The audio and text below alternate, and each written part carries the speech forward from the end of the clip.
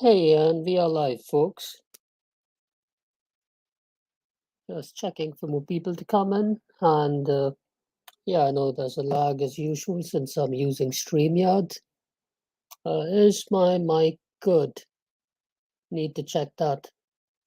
EMB, Ben Yosef, good to see you guys. Just check that. Please check if my mic is good.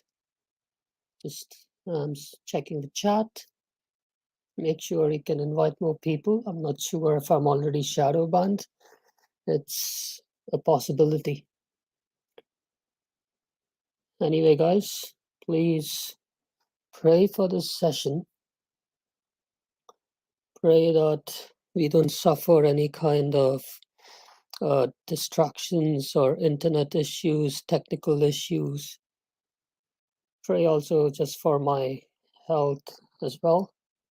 Not been 100% today. Pray that God gives me the strength and the energy to go through with this session. Oh, good. The mic's good. And expose these three frauds. There are three actually. One supposed ex-Christian, a Jedediah Ramaril, and yeah, happy Feast of Pentecost to all of you. All right.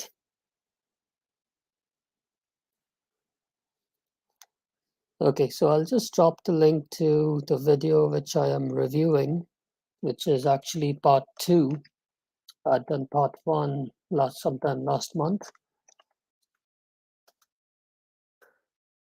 And Lord willing, I might also start a series with the origins of Hindu nationalism, the Hindu nationalist movement in India, sometime later this month or next month, Lord willing. I've already posted a stream 2 weeks from now concerning the origins of the Hindu nationalist movement.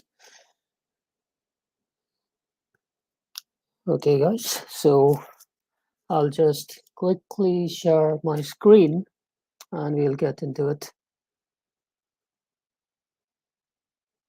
Just a second, share my screen, share system audio entire screen. Hey guys, can you see my screen?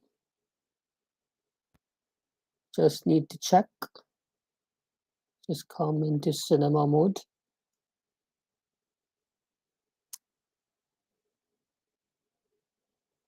Just need to check if you guys can hear the audio as well.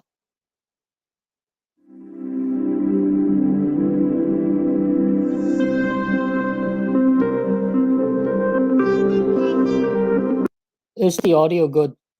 The audio from the video I'm playing, is it good? Let me see. I know there's a lag and not sure why too many people aren't in today, but that's all right.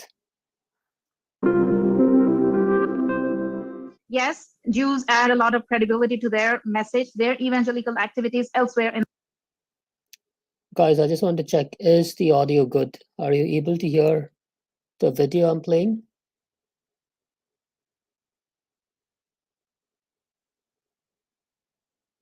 I'll be playing it at 1.25 speed. Anyway, I'll just get started. In the world outside of Israel. So that's one of the reasons they're converting Jews. But also, it's not like they haven't succeeded in converting Jews, right? There are these organizations called Jews for Jesus, or I think that's one of the very active organizations.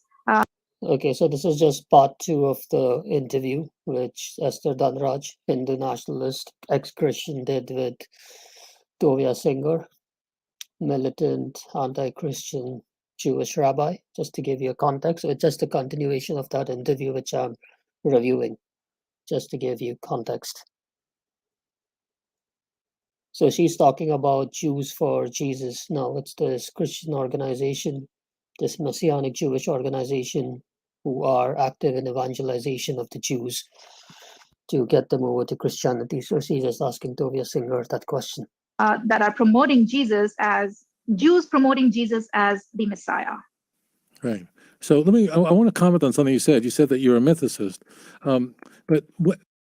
So she's now Esther Dhanraj says that she's a mythicist, so she doesn't actually believe that Jesus actually even existed.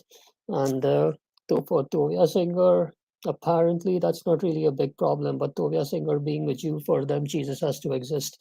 Otherwise, if Jesus didn't exist, then they shouldn't be too worried about Christianity. Even that you're a mythicist, that isn't relevant to Christians. Christians are not mythicists, obviously. So that means whether Jesus existed or did not exist historically, if there was such a figure in the first century, the Christians believe that he really did exist. He was a historical figure, and therefore it bothers them a lot. It would not bother you, or would not bother Robert Price. I have a question. Why would it bother Christians a lot if Jesus existed? Why does it not bother Robert Price? I mean, Robert Price is a mythicist, right? Dr. Robert Price. Yet he just wants to make a video saying Jesus didn't exist and all that stuff. Esther Dhanraj and most of these Hindu nationalists like Neeraj Attri and her master, what's her name? Rajiv Malhotra, so-called Dr. Rajiv Malhotra, even they are mythicists. But then why this outrage against Christianity? I just don't get it. Why is it bothering them if, according to them, Jesus is a myth? Dr. Price, but it really bothers the Christians an enormous amount. The question is, what am I doing? So the only possible response is education. I mean, if What education are you talking about, Tovia? empowerment of knowledge is not the answer, that everything we're doing is wrong. The Jewish people cherish knowledge and wisdom. This is a very big part of our culture, is having knowledge, having wisdom, understanding, delving into the text. Every Jewish child relates. Tovia Singer is just talking nonsense over here. If you just look at the Jewish population today throughout the world, 2/3 of them, they are secular. They don't really care. And the ones that are religious, they could just be nominal Jews. It's less than 10% of the entire Jewish population which would just be caring about such things. And most of that 10% you'll just find in the ultra-Orthodox Jews in Israel. Raised in a Jewish home could read Hebrew as a first language. Could read Hebrew as a first language? Please, he's talking nonsense. You talk to any American Jew raised inside a Jewish home, Hebrew is not necessarily their first language. They just know enough of Hebrew, I'd say, as a second or a third language. Like, say, if you happen to be a traditional Catholic going for a traditional Latin Mass, that's about the level of Hebrew they will know as compared to the level of Latin a traditional Catholic would know. Just at a liturgical level, they could say prayers in Hebrew, they could say some chants in Hebrew, and maybe a few greetings in Hebrew. That's about it. The people where Hebrew would be the first language would be the people in Israel, not even Tovia Singer. Tovia Singer is American. Even Michael Brown is also American. Hebrew is not their first language, to be very frank. It's not really their first language. They are proficient at Hebrew, I can say that. At an academic level, they are good, but it's not really, you could say, their first language. English is their first language. Oh yeah, servant of Jesus Christ, that Hindu troll pretending to be a Jew, and then he was stuck, saying that he was an agnostic. Yeah, I got several attacks. Some of them I just blocked. So there'll be more coming. And Hebrew is the national language of my country. So therefore, you can't fool Jews who are knowledgeable, because they know that you can't fool Jews who are knowledgeable because they know, like how the entire Jewish population in the 2nd century thought that Simon Bar Kokhba was the Messiah. All of them universally accepted him as the Messiah. And what happened to them? Seriously, knowledgeable. Jews who join Jews for Jesus, these Jews, unfortunately, are Jews who are not educated in the Jewish scriptures, and therefore, of course, they could make this mistake. So Oh, really? They are not educated in the Jewish scriptures. I don't know. Why are you running away from Michael Brown when it comes to debate? He knows Hebrew at a very scholarly level, just as you do. Why have you been running? Yes, Saliku. Happy Feast of Pentecost to you as well, and to everyone in the chat. This doesn't make much sense. Everything is about education. Let's look back at the Jewish Bible. Let's learn about what the Messiah is supposed. Let's look back at the Jewish Bible. Now, when he means Jewish Bible, are you actually talking about the Tanakh? Are you actually talking about the Torah? No. You as a rabbinic Jew, for you look at the exegesis in the Talmud. That's what you guys are looking at. And over there, a rabbinic Jew, they can't read the Tanakh by themselves. They need to be schooled under a rabbi. It's proper religious education. It's not like sola scriptura Judaism. Like that's the brand of Judaism you follow. Just let's be frank over that. Quit lying. To do. What is the Messiah? What does that mean? See, the danger is that Christians and Jews are both using the word Messiah, same word, but we mean something completely different, and people don't know that. We're using the same word like Satan, we use words like heaven, but we mean something utterly different. We use words like monotheism, but we mean something entirely different when we use those words. So you have to be very aware of that. So the beginning and end of everything is education. That knowledge is power. And if people understand about the root of the faith, then they will be able to detect the counterfeit immediately. Let me tell you something interesting. Okay, now he gives this analogy about detecting counterfeits. I'm not sure if people have heard of this analogy. So he's basically saying, how can you judge a counterfeit coin from the real coin? How would you know? He's just saying train people with the real coin first. And then the moment the counterfeit is presented to you, they'll be able to identify the counterfeit from the real one. So according to him, his brand of Judaism, which he's preaching, is the real coin. Christianity is the fake coin. But now that's quite a poor analogy. Now, if you're a Muslim, you'll be spending time in your madrasas and you'll be taught the very same thing, that Islam is the real coin. All the other religions, they're false. These are counterfeits. If you are a Christian, you'll be taught the same thing. I mean, this analogy you're drawing, it's just subjectivism, nothing else. Interesting. I was lecturing in Washington. It's actually in Virginia, in Fairfax, right outside the capital of the United States, at a synagogue. Met a fellow who works for the Secret Service of the United States, federal agency. His job is not to protect the president or any official. His job is to protect the currency of the United States, which is like a world standard. And the Secret Service has a very important role. It's a very central core role, mandate, is to make sure that counterfeits do not make it into the economic system. The counterfeiters are caught. And I asked him, like, how do you do this? Do you have agents studying different kinds of counterfeit money that's been confiscated over the years? And he said, no, Rabbi, that's not the way we train agents. He said, the way we train our agents how to immediately detect counterfeit currency is we show them real money, real currency. American dollars are printed on a paper. There is no other paper like it in the world. And they know exactly what it feels like. They're very complex, fine line engravings and shifting watermarks in a genuine dollar and genuine American currency. And if an agent knows real money very well in every aspect of what to find real money, if you dare put a counterfeit in his hand, he will know it immediately. What am I saying to you? I'm saying that in order to know what the counterfeit is, know what the real thing is. Go back to the original. Understand the original text. Go back to the original.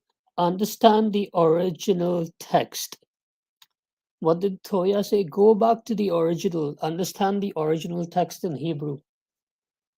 Muslims, go back to the Arabic. Understand the Arabic. And by the way, Tovia Singer, the manuscripts which you cherish, the Hebrew manuscripts which you cherish, they are not the original Hebrew. They are like 4th or 5th generation manuscripts of the Masoretic family, which is actually a word for word translation, meaning it's exactly word by word. So some places where you have Jewish idioms and phrases and things, you can't take those things very literally. They are quite figurative.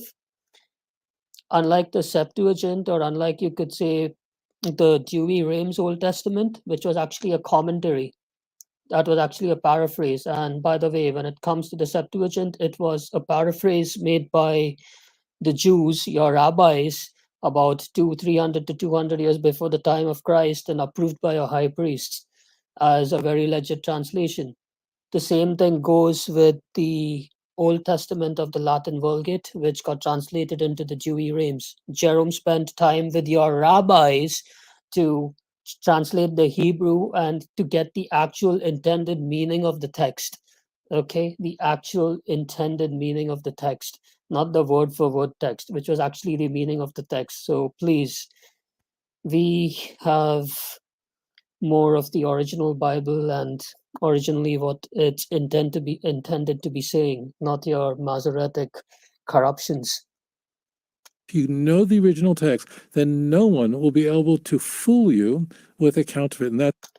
And by the way, you follow the Talmud over the Torah. For you, the Talmud is like your CCC. It's your catechism. Okay, you need the Talmud to interpret the Torah. So quit talking this nonsense. Unless you happen to be a Karaite Jew, then that's different. That's our message. Knowledge, empowerment, learn the real thing. You'll detect the counterfeit immediately. Very well said. To identify the counterfeit, first know the original. Esther, do you even know the originals of your scriptures? No. Have you read the originals of any of the Vedas, the Puranas, the Gita, the Ramayana in Sanskrit? No. Have you even forget that? Have you even read them in English? I doubt it. I really doubt it. So, Rabbi, I have another question. This is the supposed Christian, so-called practicing Christian, quote-unquote practicing Christian, which I spoke about. But over here, he just seems to be their friend. He's no practicing Christian. He's just an RSS lackey. Is one of the constant questions that has been asked to me is India a tolerant country, a religiously tolerant country? And more than once I have said, if you want to know whether India is a tolerant country, then you need to ask the Jews who lived in India. I'm sure you are aware that we have synagogues in India. And as per what I read and what I've heard, probably the only country in the world where Jews were not persecuted was India. Right. In such a context, don't you think it's ironical that people still say that there is no religious freedom in India? What a stupid analogy is drawing. There barely could be less than 10,000 Jews in India. A lot of people don't even know that Jews exist in India, FYI.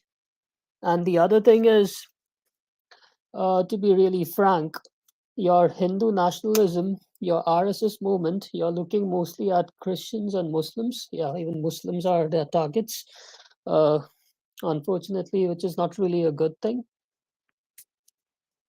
I mean, who would care more or less about the Jews at the end of the day? I will also substantiate this because it is not the question of practicing or professing a religion what matters here, especially the Christian community. What they want is they want to indulge in conversion. Come on. I mean, Christians will indulge in conversions. Don't you guys come to the West? Your ISKCON moments. What's that? International Society of Krishna Consciousness, who just dance on the roads. Like I see them every Friday, right here up where I'm staying, right here on the main road of the city, dancing and trying to proselytize. And they have managed to proselytize a lot of people in the West. So if you guys can come and proselytize in the West, then what's wrong about allowing Christians to come to India? And you are the guys who keep anti-conversion laws. Quit yakking nonsense. And when there are steps taken to counter it, it's called... Yeah, the servant of Jesus Christ. He's an ex-Hindu in the chat. He's become a Christian. He studied in a Christian school in India. Nobody tried to convert me. And this is a fact. Even I've been to a Christian school in India. And if you're looking at the percentage of Christians in Christian schools in India, it's less than 20%, maybe maximum 20-25%. That's how many people are around. If you're talking about the number of Christians, and they don't try to convert. Conversion is not their thing. It's like equal education for all. That's how things work, whether you happen to be in a Catholic school or a school run by the Syriac Orthodox Church or even a Protestant run missionary school. It's the same thing. Nobody tries to force convert students there. Religious intolerance. And the Hindus are brandished and blamed, saying that they're intolerant. It's not the Hindus who are intolerant, it's your Hindu nationalist movement which has sprung up in the last 100 years, which have caused this sentiment. And unfortunately, since your government came into power a decade ago, you guys have like gone over the top. So quit yakking nonsense. It's like this: you can practice your faith. Like what they say, Ghar Wapasi movement, that is return home. And this is actually the catchphrase they want to use against Christians and Muslims in India to convert them back into Hinduism. And for Christians to convert people, yeah, it's bad, right? But when you are trying to force your faith on others, the Hindus are waking up to it today. When you're trying to force your faith on others, what are you guys doing, man, in the West? What are you guys doing in Banaras?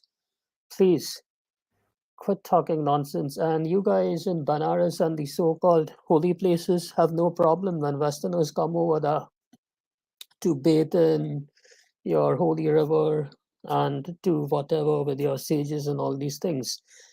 That time you want to preach your religion. That time when you're outside of India, you want to make all these ISKCON societies and set up temples and synagogues.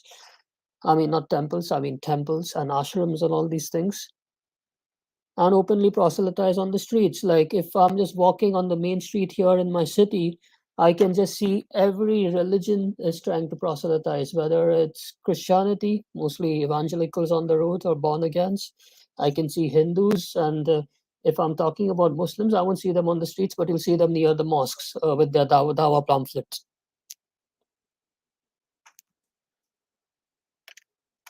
And that's been branded as extremism. Probably as a child, Extremism. This has been branded as extremism. Christians coming to convert Hindus in India, that's extremism. So what is ISKCON? Isn't that a form of extremism too, by your definition? Yeah, servant of Jesus Christ. I noticed you said that. Yeah, it's a pain listening. Yeah, so when I do, when I respond to such videos, I listen to them at 1.5 times the speed or sometimes twice the speed. Because yeah, it's a torture listening, to be really honest, and then making a session to rebut this. Only time I heard, apart from the Bible, about a Jew was Shakespeare's Merchant of Venice. Shylock is a villain, and this every possible child it's a curriculum, part of the curriculum.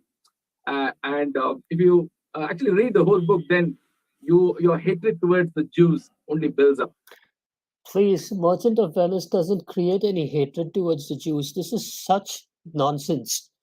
Okay, just talking about a particular Jewish moneylender who was a bit harsh. That's about it. It's got nothing about to do about concerning hatred about the Jews. If you want to read hatred about the Jews, go open things like the Quran, go open the Hadiths, and then you'll talk about hatred about the Jews. I wonder what this Tovia singer has got to say about Islam. Islam is the second biggest religion in Israel, by the way. If I'm looking at the three biggest religions in Israel, just a second, let me just write it down. Just format, fonts, maybe keep it at font 22 for the people who are using phones, like say,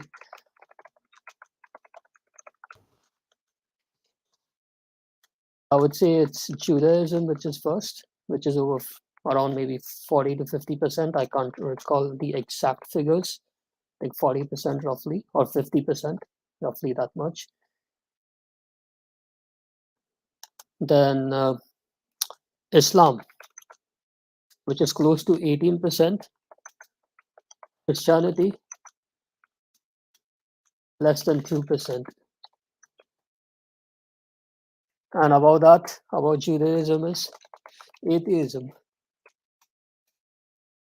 which is also around, say, 40%, roughly.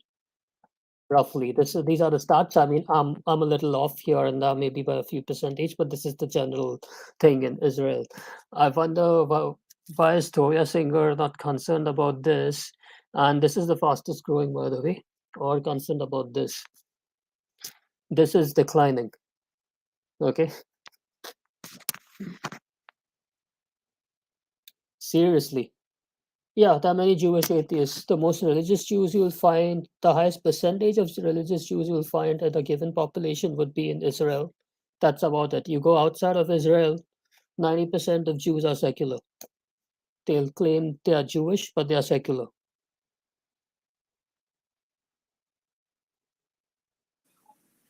So that's the kind of strategy what I see has been used to demonize the Jew. And Strategy to demonize the Jew. Really? Seriously? Go to any Christian school in India. We don't speak ill about the Jews. Go to any Catholic service in India, especially on Good Friday. We actually pray especially for the Jews. Open your Bible, open your New Testament. See what people have to say about the Jews. if you look at the Christian Bible, it's only demonizing the Jews, whether it's Demonizing the Jews. Oh my gosh. a Good Samaritan story. Good Samaritan story. Here he's taking the Good Samaritan story out of context. Seriously. Seriously. Or you name the story where you find a Jew who has not listened to Jesus. So aren't these Name the story, you'll find a Jew who has not listened to Jesus. What? Seriously? Jesus was a Jew. Jesus' first disciples were Jews. There were over 500 witnesses who were Jews, who were Jesus' followers. The first Christians were Jews for a good while. Or they were Jews who were living outside of the region of Judea, like in Acts of the Apostles. You could see regions from Ethiopia, Persia, Cappadocia. They were Jews spread across all over the planet.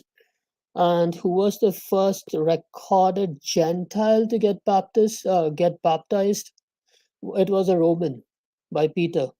Okay, so technically speaking, by this technicality, Peter founded the church at Rome. He baptized Cornelius, who was the first Gentile who was not a Jew. And after that, then they had to talk about things like what should be the law for the Gentiles, that is the Gentile Christians, not the Jewish Christians, and so on and so forth. Good to see you, Teos Volt. Happy Pentecost to you. Good to see you, Just Janice. Yeah, he's smirking. This fake Christian. This guy's another fraud. strategies? What kind of new strategies are being used in Israel? And now just watch the fun about these guys. This is very interesting because there's a lot of information coming at me. What is very striking about The Merchant of Venice is that Now listen to the lie Tovia Singer says. Listen to this lie. Shakespeare never met a Jew in his life. Shakespeare never met a Jew in his life. Oh, really? The Merchant of Venice was written during the 16th century, Okay. at a time when there were no Jews in England. You are wrong. Jews were expelled from England. It was only Jews were expelled from England 2 centuries before. many decades after Shakespeare died that Jews were allowed to return to England. No. You're wrong. Many centuries, Jews were expelled from England. Even secular sources refute you, Tovia Singer. Most people don't know this. You don't know this, actually. So I'll just give you the rough timeline. He's partially right, but he's wrong about the part he didn't know the Jew. Okay. So I'll just come back to my notes here. So just to be frank, Jews were expelled from England. He got that part right in the 13th century. 1290, all right. But now what this guy Tovia Singer is not telling you is this thing. Jews were expelled from Spain in 1492, roughly around that time. I can't exactly remember the year, but the end of the 15th century. Okay. Now, many of these expelled Jews from Spain went to England at this time. and most of them converted,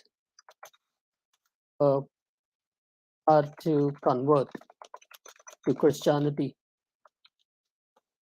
Okay. And also at this time, even the Reformation was going on. So they were directly under the Church of England, by the way. The Catholic Church didn't exist in England at that point of time. Obviously, they existed in Spain.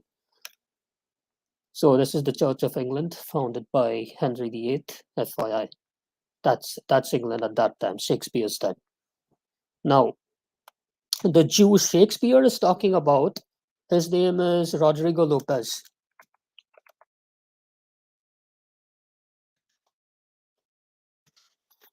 Character, I mean, Shakespeare's character inspiration for the Jew in Merchant of Venice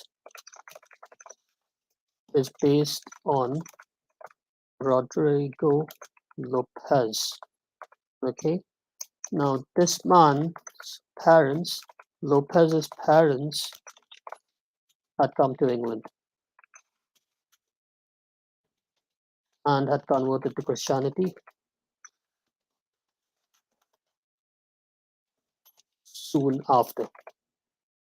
Now, one thing about Lopez, this man, Rodrigo Lopez,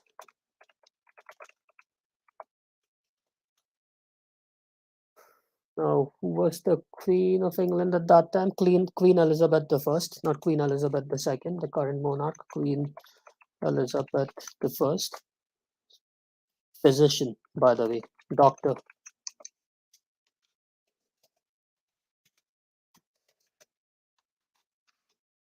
Just to let you know.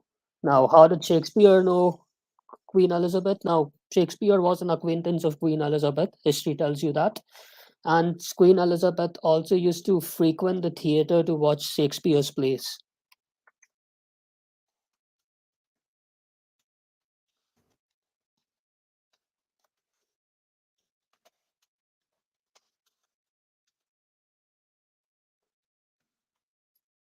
Okay. And now, why was Rodrigo famous? So, Rodrigo was actually accused of some assassination plot for the Queen, against the Queen. So, he was put to death for that. And maybe based on this, Shakespeare got some influence to make him a character in the Merchant of Venice, like the Jewish merchant whose name was Shalak in the Merchant of Venice, who was asking that I want a pound of flesh from the Christian. Okay. So Shakespeare did know one Jew, and that Jew in particular. Tovia smoked nonsense, just nonsense just now. You want proof? I'll give you citations. Give me a minute. Just a second, guys. I think I have the tab open somewhere. Just a second. Just stop sharing my screen. I did have the tab open somewhere. Just a second. Just a minute. I think I'll just open.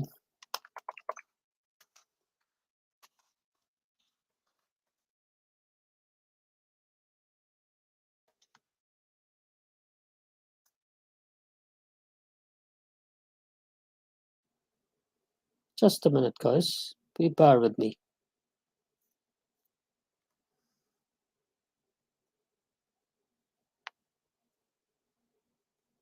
I'll share my screen again.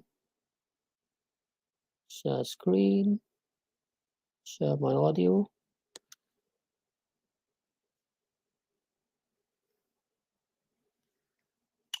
I'll just drop this link in the chat.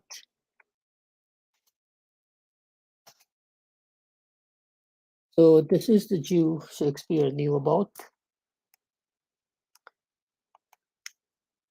So he comes from a Jewish family, and he was put to death because he was under the suspicion of poisoning Queen Elizabeth.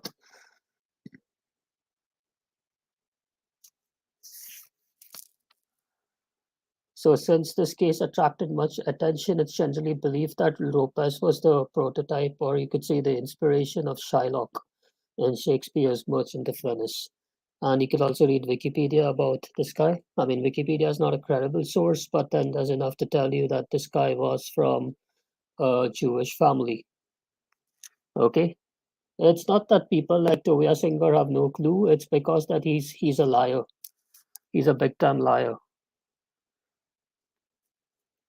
But with the exception of Ireland, Jews were expelled from every single European country, all of them Christian, of course, which is mind-blowing. About this charges of anti-Semitism, that's another story. I'll probably clip this part of the video and make a video about it against this so-called anti-Semitism, which the church is being accused of. The Inquisition and all that stuff, which again is kind of blown out of proportion a lot.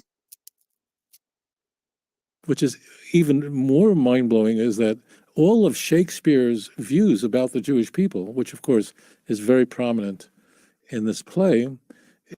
Yeah, there you go, Deus Imperator. The Jews were never expelled from the papal states. Yeah, that's true.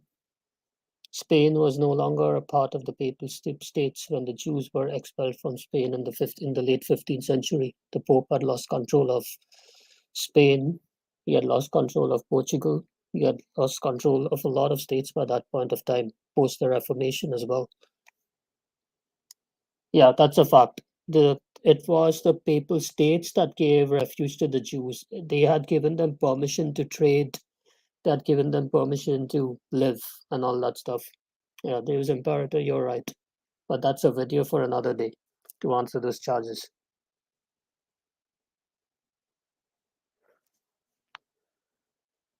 Not really sure about that servant of Jesus Christ. They could have been, but that's also about the time when the Reformation was going on and barely a century into the founding of the Church of England, King Henry VIII's church. So their monarch was technically Queen Elizabeth, also who's the head of the Anglican Church.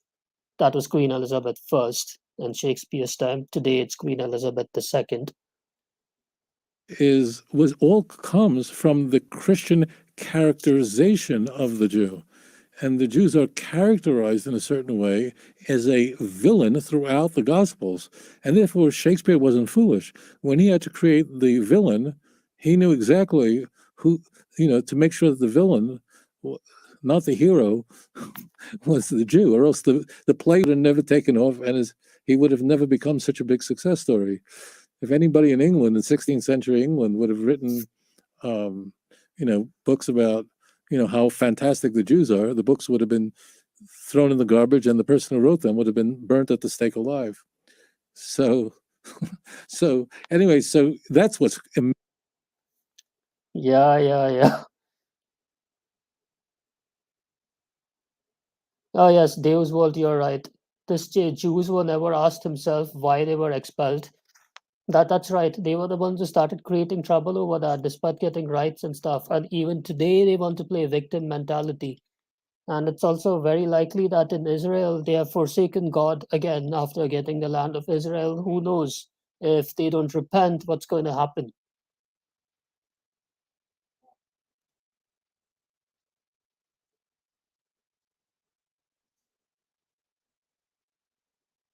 Amazing is that it is this caricature of the Jew, in going back as far as the canonical gospel, the canonical texts, 27 books in the Christian Bible, the works of the Apostolic Fathers. There, he's attacking the church fathers now, the works of the Apostolic Fathers. Really, did they attack the Jews so much? Please, this animosity towards the Jews, rather, this animosity the Jews have towards the Christians started after the Simon Bar Kokhba revolt, because back then the Christian Jews didn't join the false Messiah Simon Bar Kokhba. 20% of them, they didn't join them. They refused to accept him as the Messiah, and they lost. And then what did they do? They blame it on the Christians. And since then, they have just been playing that blame game again and again and again. And why the Apostolic Fathers? Come on, man. The Apostolic Fathers, the early church fathers, for instance, if I'm looking at Justin Martyr, he did have a dialogue with Trypho the Jew, a very good debate and stuff. He didn't insult him. He was appealing to scripture to talk about his claims concerning Jesus being the Messiah and God. The writings of the church fathers, they all were viscerally anti-Jewish. Christians are not insane. Really? Could you quote the source and the writings? Could you please do that? And the context in which they are speaking? If you're reading Romans chapter 11, Paul is clearly saying that compared to the Gentile Christians, the Jewish nation still are the natural branches of the vine, whereas the Gentiles who have come into the church of God, we are artificial branches who have been grafted into the vine. So he says that although they have been cut off from the vine, it's easier for God to put back the natural branches as compared to us Gentile Christians who have artificially been grafted into the vine. This is nonsense.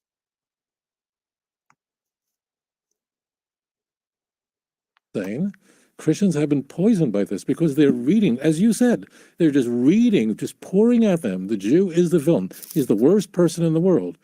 And therefore, you don't need to read the Jewish Bible. You don't compare anything. Of course, the Jews are the enemies of God. Of course, they killed God. Of course, no matter how ridiculous that is that you can kill God. But of course, they can do it. Why? Because they're so evil. If you tried... Really, of course they killed God. Your Old Testament says that the Jews betrayed God. Your Old Testament, the Tanakh says that.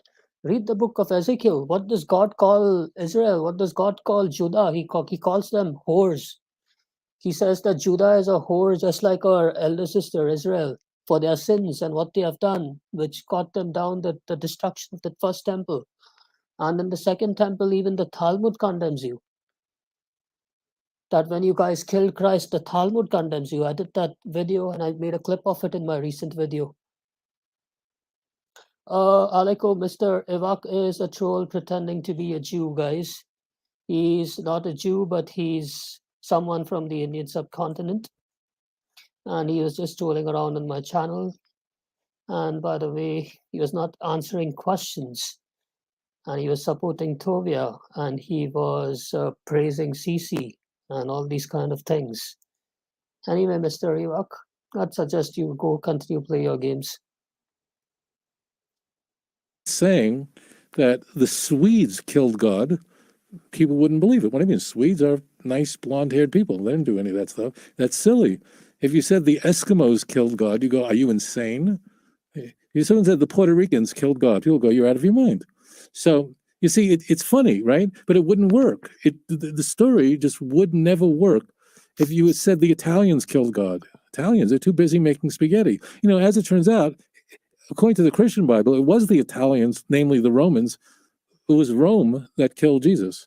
Yet no one blames the Italians for it. No one says, oh, those Italians are a bunch of Christ killers. Never. You never heard that in your whole life. Oh, really? The Christian Bible does say that. Jesus himself said that he's going to be mocked by the Gentiles and the unbelievers and going to be killed.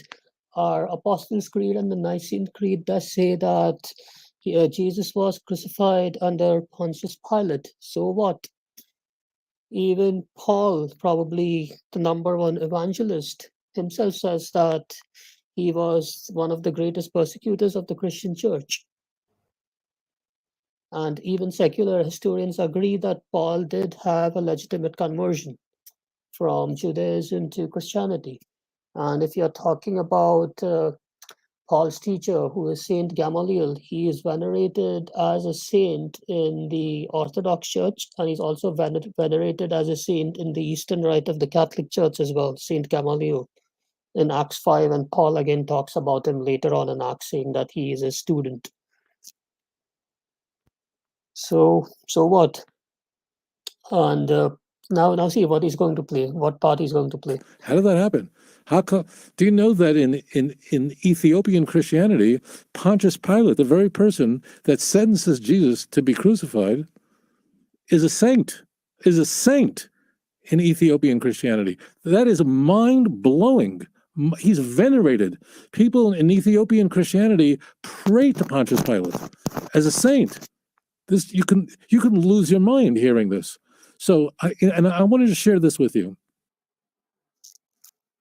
So So what if he is a saint? He is a saint even in the Coptic Orthodox Church. Perhaps that would have been a tradition. He would have had a conversion, much like Paul. Therefore, Paul is a saint. Even Saint Gamaliel, a teacher whom you rabbis, rabbinic Judaism, have to revere as one of the greatest teachers, Jewish teachers in the first century, he was also Paul's mentor. We accept him as a saint within the Eastern Rite of the Catholic Church and within the Eastern Orthodox Church. So what? Meeting Christians personally changed my entire world around, upside down. Because I was as a child, I only knew Christians that hated me. I never met a nice Christian as a child. Christians who hated you, I never met a nice Christian as a child. What nonsense are you talking about? Seriously? Were you born in Nazi Germany when you're saying that I've only met Christians who have hated me? Tell me, what nonsense is this? Really? This is such nonsense. One of the wealthiest families in the world, the most industrious families in the world, they were Jewish and they were the Rothschild family. They ruled, they were the most influential and the most richest family in the world for, I think, about a good 2 or 3 centuries. By the way, it was the Rothschild family. Why would they hate you? Seriously, why? What for? I was born 15 years after the Holocaust. All I knew was that Christians wanted to kill us, and I couldn't imagine why, and I thought they were all insane. I really did. I never met any Indians as a kid. We just didn't interact with them. But in New York, you had Christians, whether Italian, Protestant, whatever. So when I thought that people who were not Jewish must have been insane because they hate me for a reason that I don't know. They always cursed me, always. Who are you talking about? I just know one bunch of people who always have problems with the Jews. Whenever something happens, they'll say this is a Jewish conspiracy. And when they say that on the day of judgment, the Jew will hide behind the stone, but even the stone will say that there's a Jew behind me. And you're consorting with these people who hate the Jews to the core, that even their scriptures openly say that. I can only think about one brand of people who hate the Jews so much, vitriolically hate them so much. What examples? Yeah. Sunnah.com, Allah's Messenger said, you, i.e. Muslims, will fight with the Jews until some of them hide behind stones. Just a second. Some of them will hide behind stones. The stones will betray them, saying, oh, slave of Allah, Abdullah, there's a Jew hiding behind me, so kill him. Seriously, are you sure that you had met Christians, or did you meet some Muslims? Did you grow up in a Muslim neighborhood and thought that they were Christians? I don't know. But then again, at the same time, you have no problem sitting with Muslims. Probably 90% of your fan base is Muslims. I just don't get your relationship with Muslims. Are you really a rabbinic Jew, Tovia? Are you really a rabbinic Jew? The ultra-Orthodox Jews in Israel will have your head. The Sanhedrin, the current Sanhedrin in Israel, they will have your head. Seriously. Because they hate Muslims to the core, the ultra-Orthodox Jews in Israel, FYI. I don't know how come Tovia is still alive in Israel, to be really honest. Never. If I walked as a youngster, walked past a bunch of Christians on the street, if I was lucky, they'd spit at me. That's if I was lucky. I usually would have to run away as fast as I can. They would be lucky that they would spit at me. Tovia is just conjuring up stories.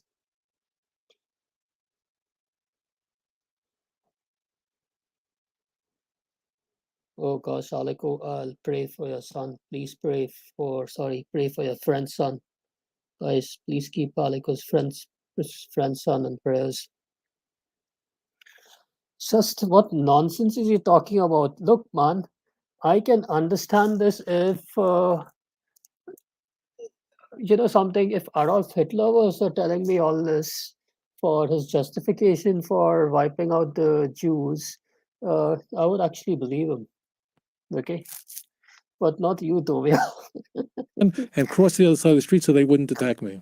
That's how I live my life. So I'd cross at the other side of the streets and they wouldn't attack me. That's how I live my life. Seriously, Tovia.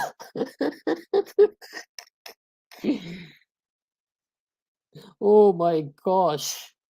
I thought they were all crazy. They're all nuts. What happened is that two things happened as a young adult.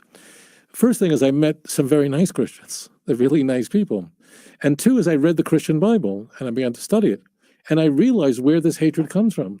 They're reading these texts that characterize the Jew in such a toxic way that, of course, they hate us. What nonsense. Seriously? Seriously? What nonsense is this? I just don't get it. I mean, any of you, regardless of your denomination, if you have been going to any mainstream churches all your life, tell me, even one of our sermons, any of the texts which you read out, did your priest, did your pastor, or whoever was the leader, did they condemn or curse the Jews? No. Go to a mosque, go open up the Quran, go open up the Hadiths, go open up the tafsirs written by the earliest Islamic scholars, and you will see how much of hatred they have for the Jews. In fact, they would be hating the Jews more than the Christians, as a matter of fact. And yet Tovia wants to consort with them. Of course, the church fathers despised us. Look where they're getting their information from. And that changed my view of Christians, because then I said, oh, these are really nice people whose their minds have been poisoned. You pointed out Shakespeare, The Merchant of Venice, was written, 1595, 1596? Of course, that was Shakespeare's view. Why? Because Shakespeare met Jews and he had a bad experience with a Jew? He never met a Jew. He was only poisoned by the world that he lived in, which was entirely Christian. I already debunked that. He never met a Jew. And there is the whole story. In fact, I remember This is the supposed Christian now yakking nonsense. reading it many years back as probably the 7th grade, but I still remember the words, a couple of words. You didn't read The Merchant of Venice in the 7th grade. I know what syllabus it was, because we had a poem about The Merchant of Venice. It was just an excerpt from the entire book, from the entire play, an excerpt. It was just a poem. Maybe it could have been around 20 or 30 lines from that. Okay, and he's just quoting that line there. He's never read The Merchant of Venice. Sentences. It says, "Not a drop of Christian blood will fall on the ground." It is. I remember that. And the second thing is this: a pound of Christian flesh. So these are the things which Shylock asks. So these things have had a lasting experience on and an impression on people. Yeah, so this strategy of demonizing a particular sect that stands in opposition to anything that Christians say and do. Please speak for yourself now, you Hindu nationalists. Speak for yourself. Please speak for yourself. Your expose is also going to come out soon. Has been in practice since long. I mean, since the canonical times. That's right. Since the New Testament times. That's And right. today in India, if you take any popular movie or a series, all the antagonists are Hindus. You take any popular movie or series, all the antagonists are Hindus.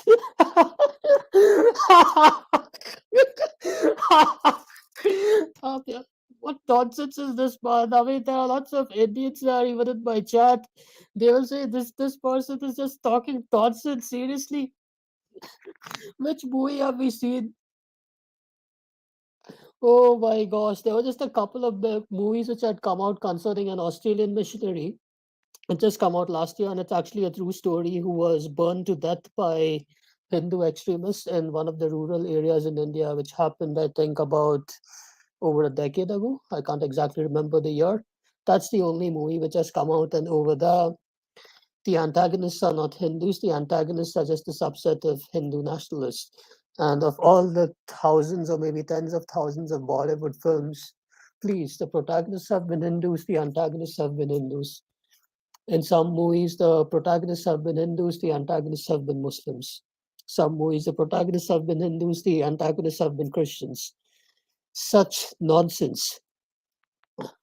Seriously. Invariably, and all the good It's just one liar, a bunch of liars talking to another liar, nothing else. people are everybody that's not a Hindu, like Christians and Muslims. So this we've been seeing for many, many years. This we have been seeing for many, many years.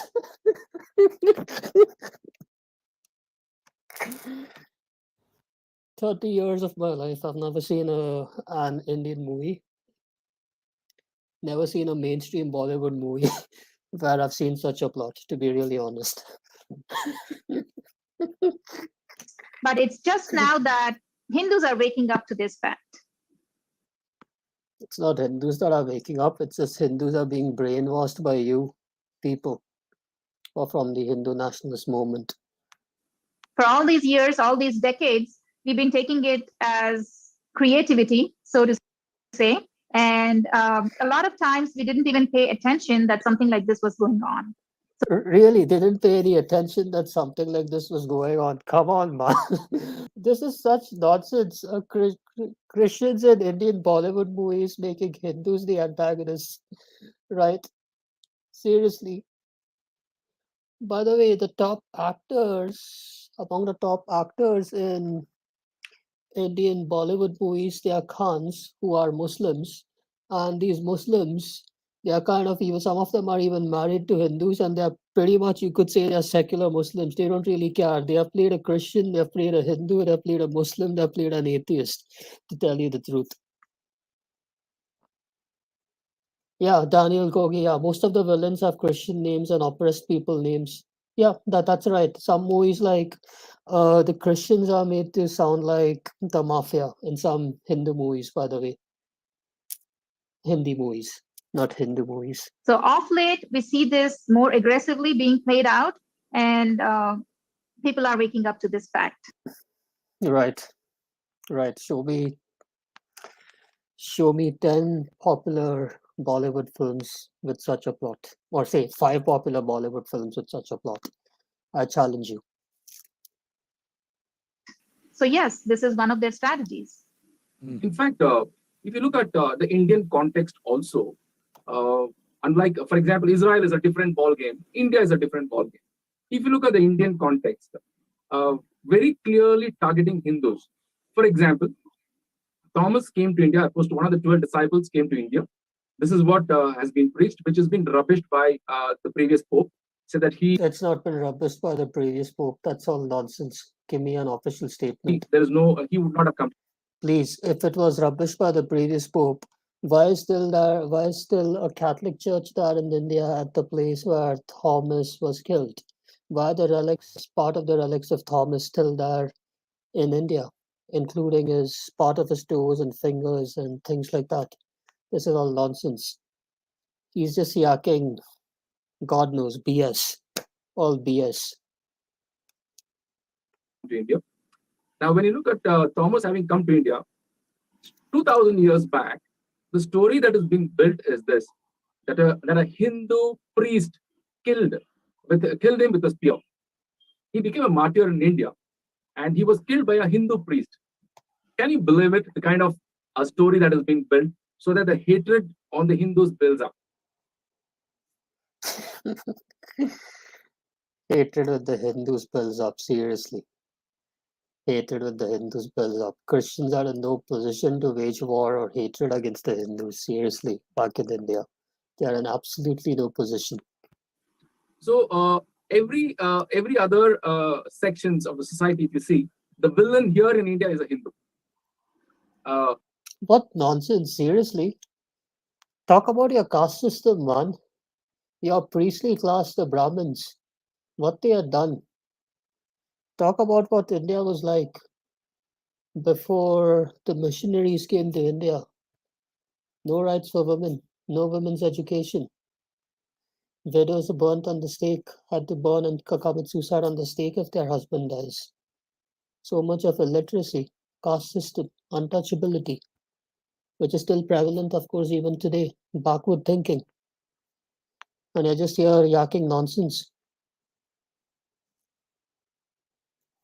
So much so to say that there is a class called the Brahmin society. The Brahmins are the ones who are the priests, who are learned, and they are being brandished as the villains in the Christian world. just to throw that into the conversation. So I'm sure they would have employed the same such strategies across the globe wherever they went, so that they could pin the particular indigenous civilizations and show the Christians as an upper class or the victimhood or anything of that sort. So there's one more thing. What I want to ask is, It's really a very good story. Really. It's really a very good story, man. Seriously, it's really a very good story. There is this anti-missionary law which has been implemented in Israel. You're aware of it, Rabbi? I remember Anti-missionary law. I know that there are anti-missionary laws in India. Okay, there are laws against proselytization in India, and yet you guys have ISKCON going around in the West, converting gullible Westerners into Hinduism. Your hypocrisy is mind-blowing. because I would think so. yeah, and also I wanted to bring to this discussion the way God channel, an evangelical channel, came into Israel and it was asked to live also. That's right. Yeah, could you throw light on that? Yeah, so let me explain this part. Let me explain this because I think Israel, is he talking about God TV or God channel? I think he's talking about God TV. So anyway, got more of these prosperity preachers anyway. It's got very little to do with mainstream Christianity, to be really honest. God TV or God channel or whatever he's talking about. Israel is a free country, and people are free to practice their religion. There are very specific laws in this country that relate to missionaries. In this country, it is against the law to try to convert a minor, someone under 18 years old. That's against the law. To be really frank, the Catholic Church, if they accept people in the RCIA, if you happen to be under 18, we can't accept a person in the RCIA that has become a catechumen until and unless we get express permission from their legal guardians or their parents.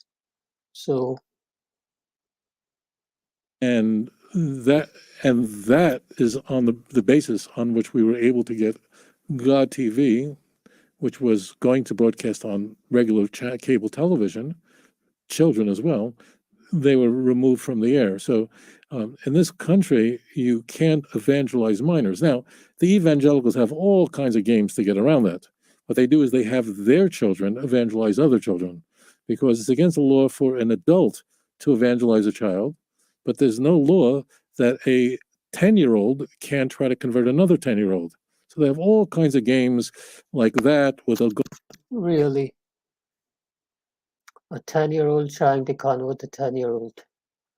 How common is that? How common is that?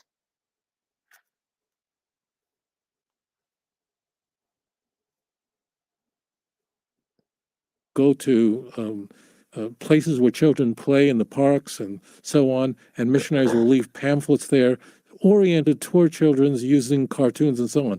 They try to get around that. So the law in Israel is, number one, that you're not allowed to try to convert someone who is under the age of 18, a child.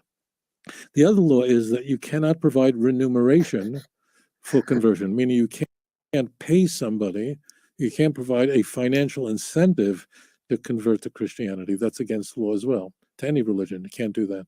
So, and those are the only laws. There have been laws that were raised in the parliament here in Israel called the Knesset to try to outlaw evangelism in general, but those efforts have not yet been successful. So those are the laws here in Israel. But otherwise, I mean, look, there are 200,000 Christians living in Israel. Are there really 200,000 Christians living in Israel? Deus Imperator, could you just fact check? He's claiming that there are about 200,000 Christians living in Israel. And they don't have to worry that Jews are going to try to convert them. They don't have to worry that Jews are going to try to convert their children. That's not going to happen.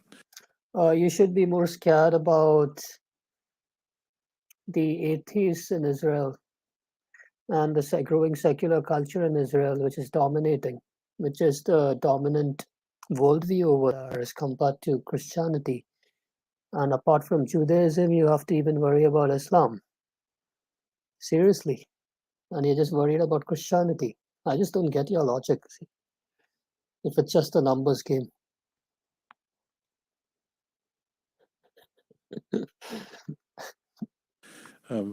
People here have complete religious freedom.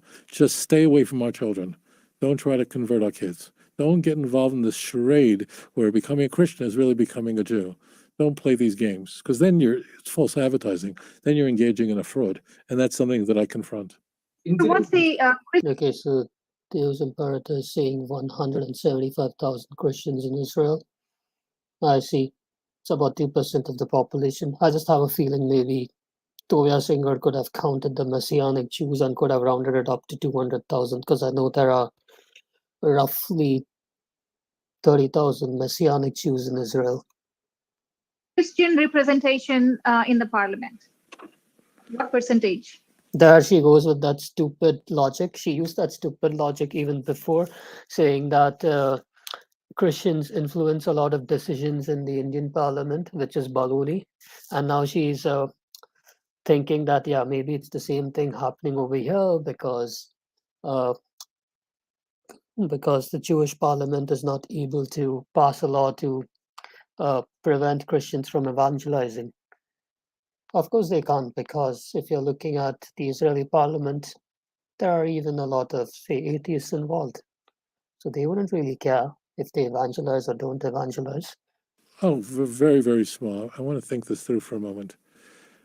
So there are 120 seats in parliament, and how many Christians are there? I don't know.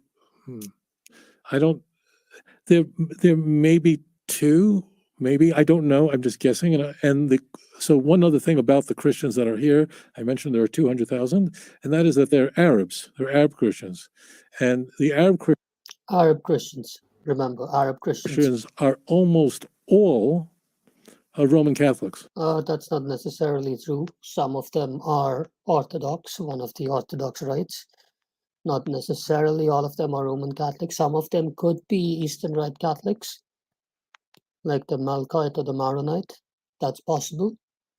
But a lot of them will be belonging even to either the Oriental Orthodox or some rite of the Eastern Orthodox. Not all, but almost all Roman Catholic. I'm talking about people who actually are just citizens of Israel. They're almost all Roman Catholic. So, and Roman Catholics today are not interested in converting Jews.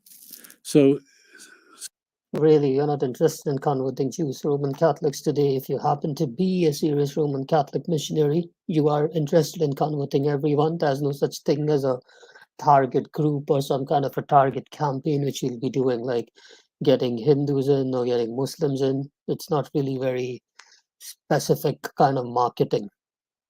Okay. It's about getting everyone, whether it's the atheist, the Jew, the Hindu. We do send people out on missions anyway. So therefore, the 200,000 Arabs, so it's possible that in what's called the Joint List, which is it's a coalition of a number of Arab parties or Islamic parties, that there might be a Arab Christian there. I don't recall offhand. It's possible. But that whoever that person is, I can assure you, the last thing on his mind or her mind is trying to convert Jews. It's these people that are coming from abroad, getting all sorts of visas, and then coming here doing their work. There are some evangelical Christians who live here as citizens of Israel, but it's not very much. It's from the outside coming in. So there are no laws that prevent a person coming to the country on a visitor's visa indulging in conversion activities? No, none. No, there's no law like that in this country. Now, it is true that I have a very large YouTube channel. Now listen to this part. I have a very large YouTube channel. Listen to this part. I have, about 11 million viewers. He has about 11 million viewers on his YouTube channel. Tovia Singer claims he's got about 11 million viewers on his YouTube channel. Just make a quick search on Tovia Singer's YouTube. He's got about 55 or 56,000 subscribers. Those are his viewers. And out of those 55 or 56,000 subscribers, I'm sure at least 50,000 of them are Muslim.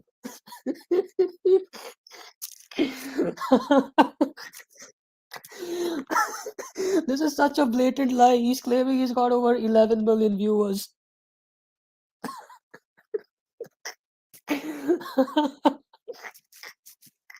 So, and I speak extensively.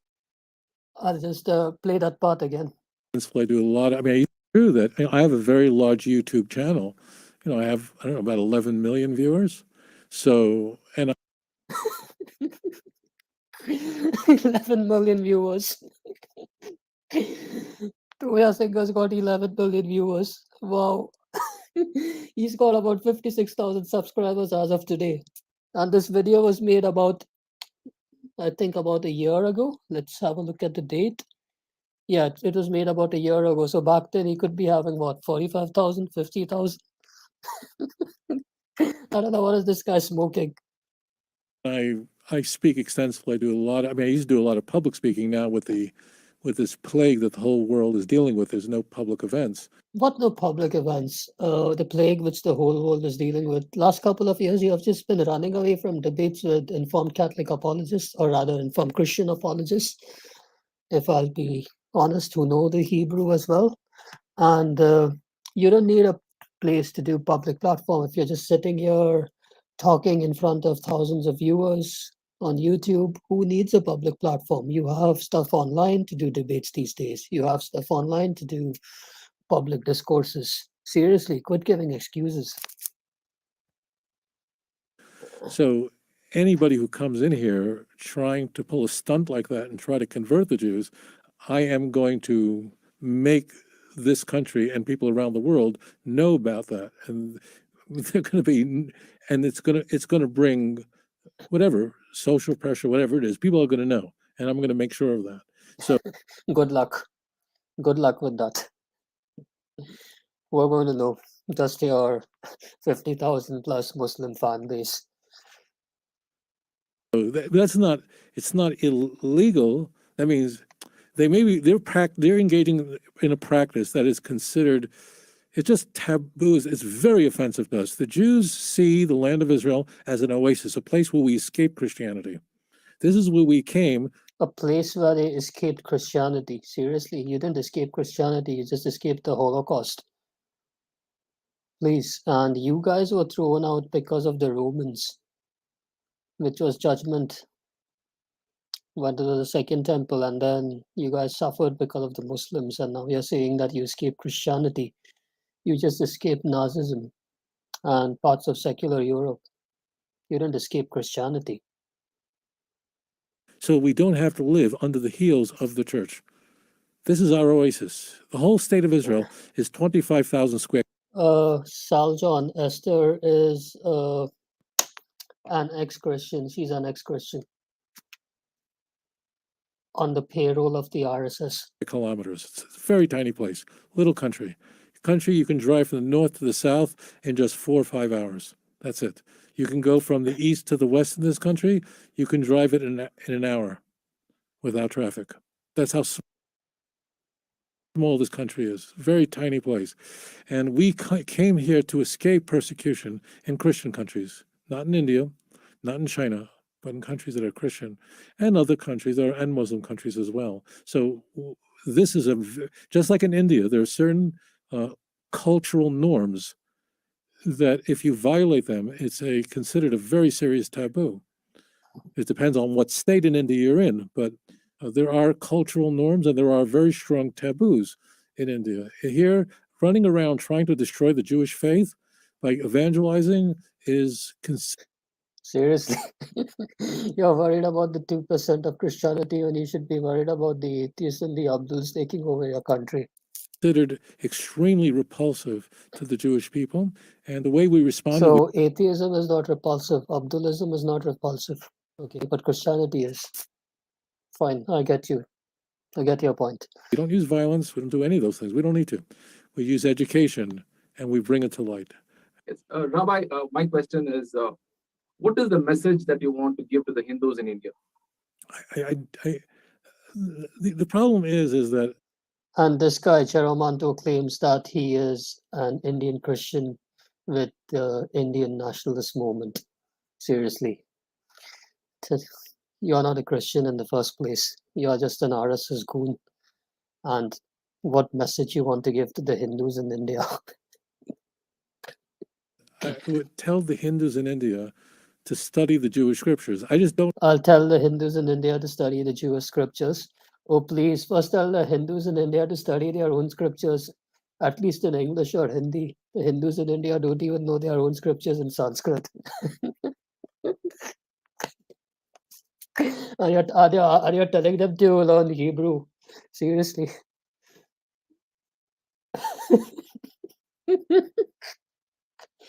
Yeah, so when of Jesus Christ, he would want Hindus to convert to Judaism. Then that would make like what, over 1 billion Jews on the planet if they converted to Judaism. Enough to rival Islam. know how that rings with Hindus. I'll be frank with you. I never engaged in my life in theological discussions with Hindus. I met many, but I just never engaged in them. It was always a very pleasant discussion, and Hindus in every case have an enormous respect for my faith that I've met in my life. Oh, really? Hindus have really enormous respect for your faith, in which I have met in my life. I don't know, what are you smoking? If you have met normal Hindus, that's fine. But if you're talking about Hindu nationalists, such as the two people who are talking with you, then you'll be in for a surprise. Life. Maybe there's some that don't. I just never met that person. Remember what I said earlier. If you want to understand about a counterfeit, the way to do that is to study the Jewish scriptures, to be educated, to have that power, to know what the Jewish Bible says. And if you understand the original, then You understand the original, same argument which Islam makes. You need to go back to the Arabic. Arabic.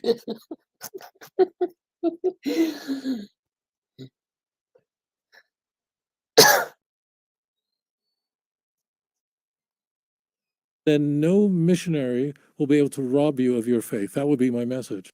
So I want to end this with by saying that you haven't met a Hindu who Yeah, Hindus don't even know Sanskrit and they learn Hebrew. Yeah, that's what I was saying. Servant of Jesus Christ, you're right. They can't even speak Sanskrit. They would be able to read Sanskrit, some of them at least. They would be able to read Sanskrit, but they wouldn't be able to even understand it. They are going to learn Hebrew. hates a Jew is because such a Hindu does not exist. Okay, now here's the lie. A Hindu which hates a Jew because such a Hindu does not exist. Now this lie. Okay. I'm going to drop this link here in the chat, guys. So this is from an Israeli newspaper. It's Haaretz.com. It's an Israeli newspaper, and Haaretz, by the way, it's more of a left-leaning Israeli newspaper. And this is what they have to say. Why is India's government celebrating an anti-Semitic pro-genocide Hitler devotee? This is what they have to say. When the culture ministries honored a Nazi sympathizer who mocked democracy and called for the forced subjugation of the Muslim minority, it was a chilling indication of where Narendra Modi is learning Hindu nationalism and India. Oh gosh, don't tell me it's asking me for a subscription. I won't do that. Anyway, I'll drop the other link.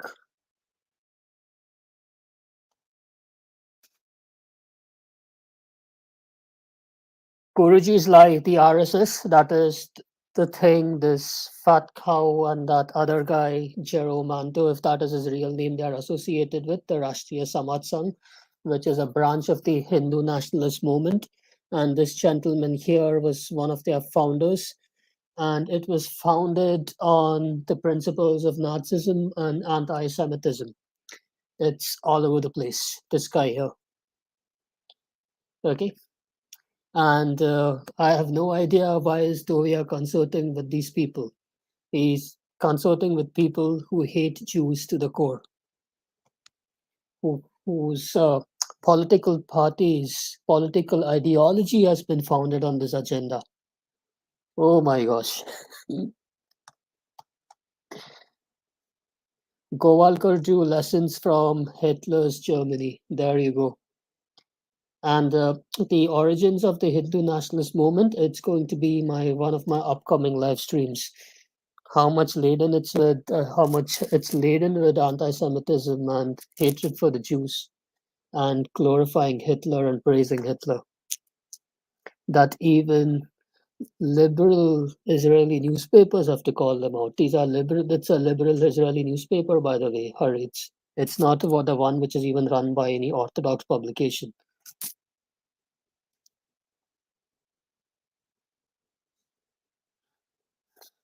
I'll just put this on.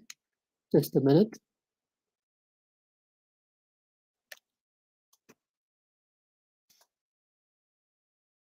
Let's get back here.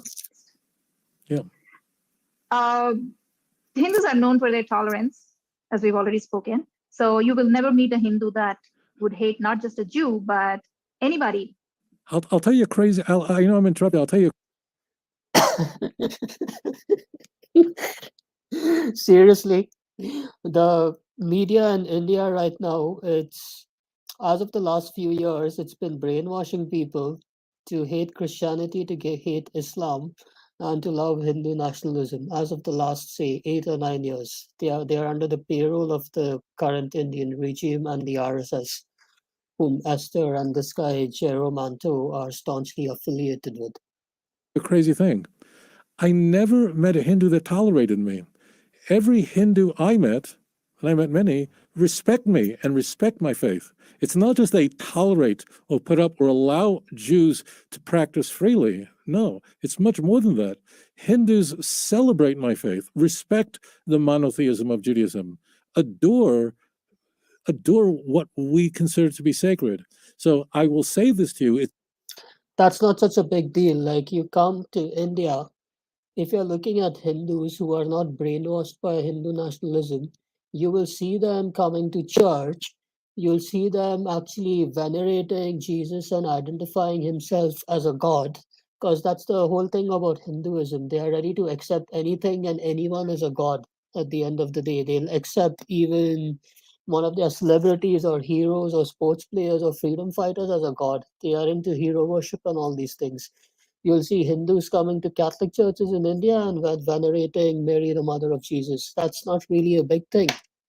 It's just this Hindu nationalist movement, which has kind of had a resurrection within the last 10 years, which has started creating problems.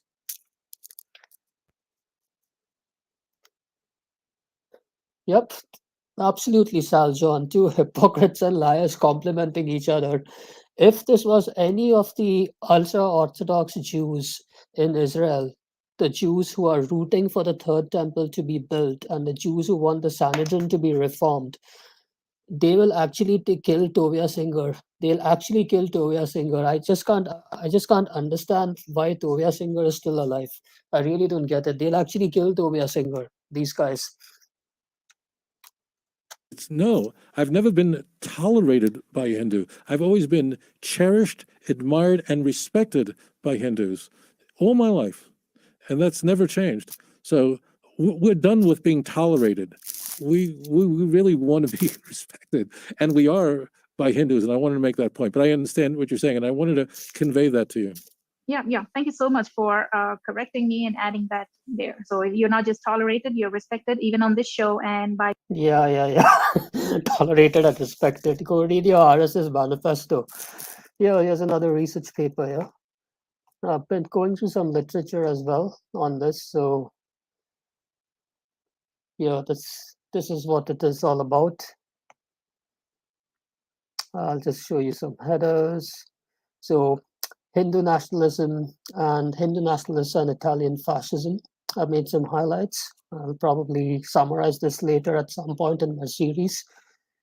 Then that's one of their leaders, Moonjay, for militarizing Hindus, and that's something which has been happening even today. Like, even the current Indian Prime Minister is born out of this crucible.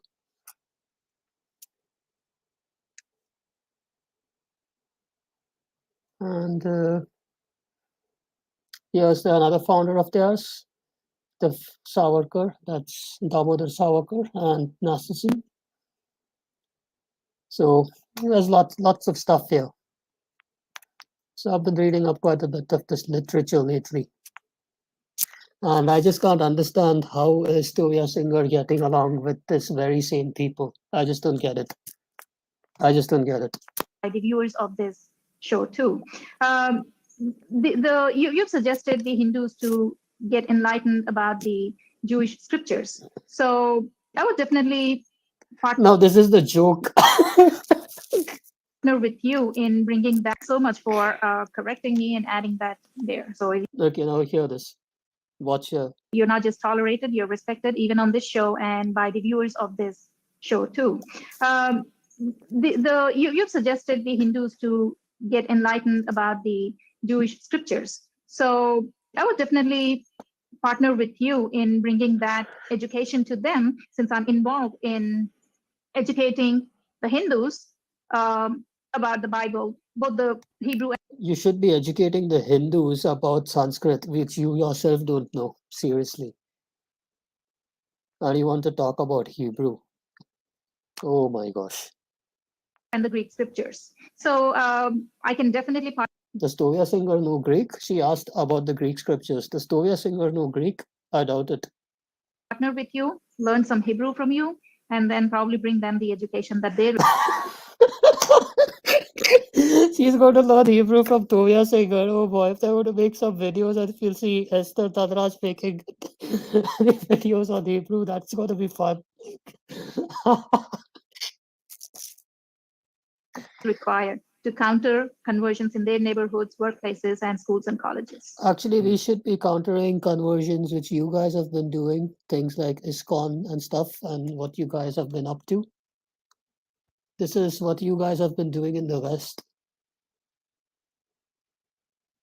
Your ISKCON, your International Society of Krishna Consciousness. There you go. But everybody have to talk about sex scandal and sexual scandals in the different churches and stuff. But yeah, if we have to be consistent, then we should not be allowing ISKCON in our countries, in the Western countries. Well, it sounds like a wonderful thing. Yeah. So thank you Sounds like a wonderful thing.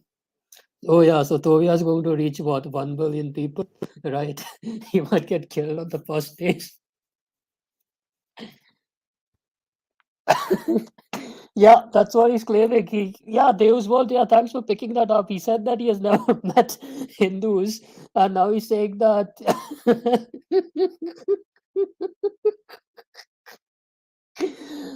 that he's never met a Hindu.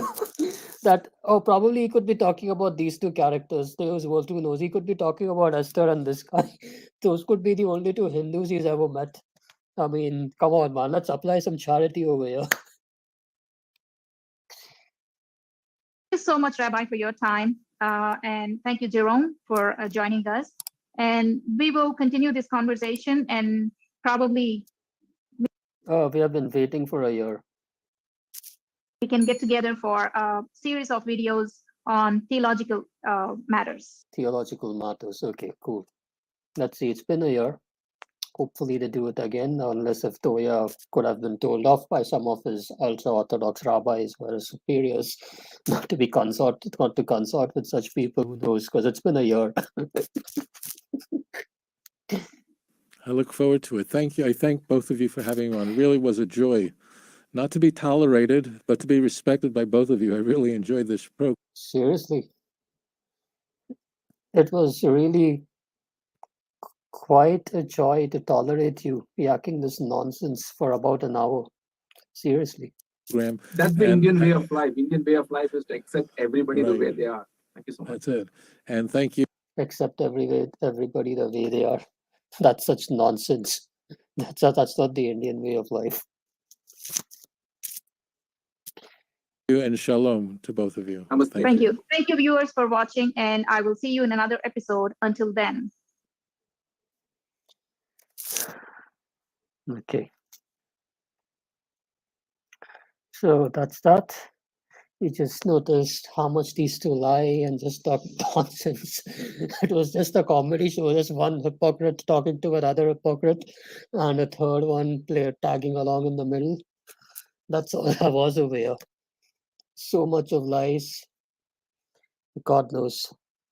Anyway, we should be praying for these people, praying for their conversion, that they repent, lest they get damned. Let's pray for us, pray for me, pray for ourselves, and pray for the persecuted church throughout the world, whether they are getting persecuted by Muslims or Hindus, or maybe even in the West by the secular world, or any other place by the communists and all these kind of things.